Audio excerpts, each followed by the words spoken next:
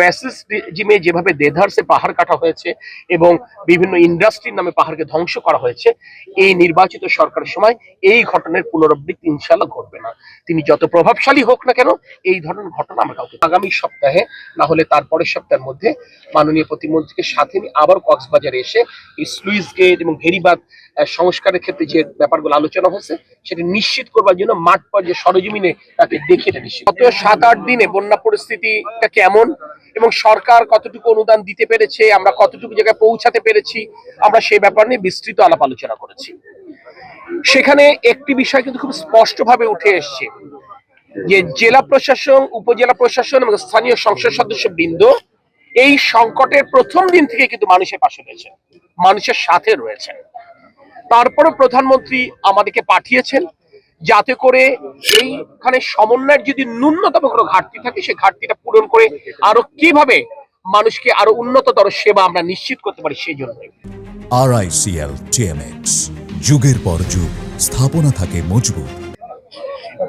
পর্যাপ্ত পরিমাণ খাদ্য সহায়তা এবং নগদ অর্থ দেওয়া হয়েছে। এরপরও গতকাল মিটিং এর মাধ্যমে আমরা বিভিন্ন উপজেলা প্রশাসনের কাছ থেকে জানবার চেষ্টা করেছি তাদের আর কি চাহিদা আছে। যারা চাহিদা দিয়েছেন সে চাহিদার আমরা তো নিয়েছি, যারা চাহিদা দেয়নি তারপরেও আমরা আজকে আবার অতিরিক্ত বরাদ্দ প্রত্যেকটা জায়গায় করছি, যাতে করে কোনো মানুষ, কোনো পরিবার 2 থেকে 3 বার পাক, কিন্তু কোনো পরিবার যেন খাদ্য সহায়তা থেকে বঞ্চিত না হয়, এটা আমরা নিশ্চিত করবার চেষ্টা করছি। বন্যা দুর্গত মানুষের কষ্ট আমরা পর্যবেক্ষণ করলাম, এই কারণে পর্যবেক্ষণ করলাম কত দ্রুত তাদেরকে স্বাভাবিক জীবনে ফেরত আনতে পারি সেটা বোঝবার জন্য। এবং একই সাথে আপনারা দেখেছেন আমরা কিছু ত্রাণ সামগ্রী আমরা বিতরণ করেছি। আমরা দুপুরের পরে পেকুয়া এবং চকরিয়াতে যাব, সেখানেও পরিস্থিতি পর্যবেক্ষণ করবো এবং সেখানেও দুর্গত মানুষের মধ্যে ত্রাণ দেব।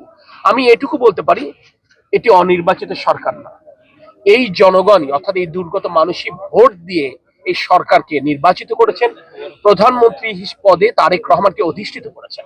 আপনারা নিশ্চিত থাকতে পারেন শহীদ রাষ্ট্রপতি জিয়াউর রহমান, বেগম খালেদা জিয়ার সন্তান তারেক রহমান প্রতিটি নিরন্ন মানুষের মুখে খাবার তুলে দেবার জন্য আমাদেরকে দায়িত্ব দিয়েছেন। আমরা ইনশাআল্লাহ আমাদের দায়িত্ব পালনে ন্যূনতম কোনো চ্যুতি করব না।